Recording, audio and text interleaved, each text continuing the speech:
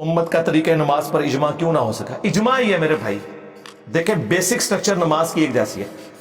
چار بندے بیٹھے ہوئے ایک جگہ، ایک کی آنکھ نکلی ہوئی ہے، ایک کی ٹانگ ٹوٹی ہوئی ہے، ایک کا بازو ٹوٹا ہوا ہے اور ایک سلامت ہے. چاروں کو انسان ہی بولا جائے گا نا.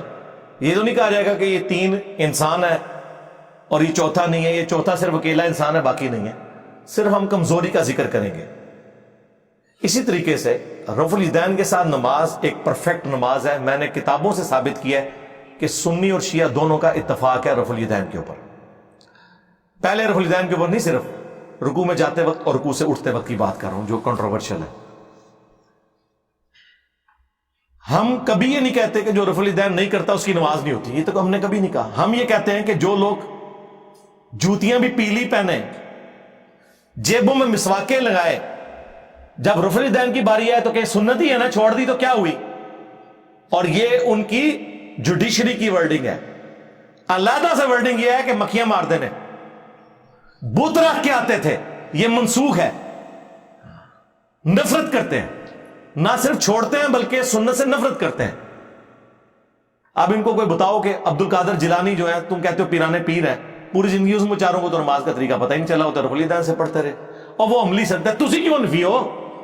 پیر عملی تے مرید انفی.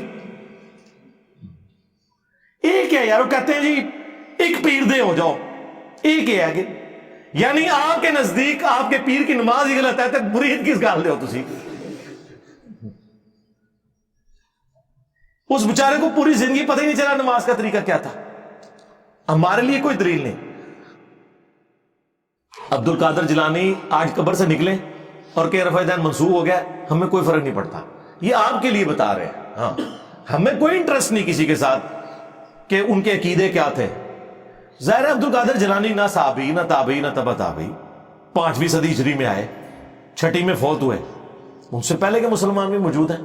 ہم آپ کے لیے بیان کر رہے ہوتے ہیں. تو نماز کے اوور آل سٹرکچر کے اوپر اجماع ہے. اسی لیے سنی شیعہ کے پیچھے، شیعہ سنی کے پیچھے، وہابی سنی کے پیچھے، سنی وہابی کے پیچھے نماز پڑھ سکتا ہے. یہ نہیں ہوتا کہ ایک کے قیام کا وقت ہے دوسرے کے سجدے کا وقت آ جائے. بیسک سٹرکچر کیا ہے؟ قیام کے بعد ہر رکعت میں ایک رکوع، رکوع کے بعد سیدھا کھڑا ہونا، پھر 2 سجدے کرنا، 2 سجدوں کے درمیان بیٹھنا، 2 رکعتوں کے بعد بیٹھنا، 4 رکعتوں کے بعد نماز کو مکمل کر دینا. خروج بالسمعی ہی ہے، چاہے وہ سلام کے ذریعے ہو یا کسی اور ذریعے سے.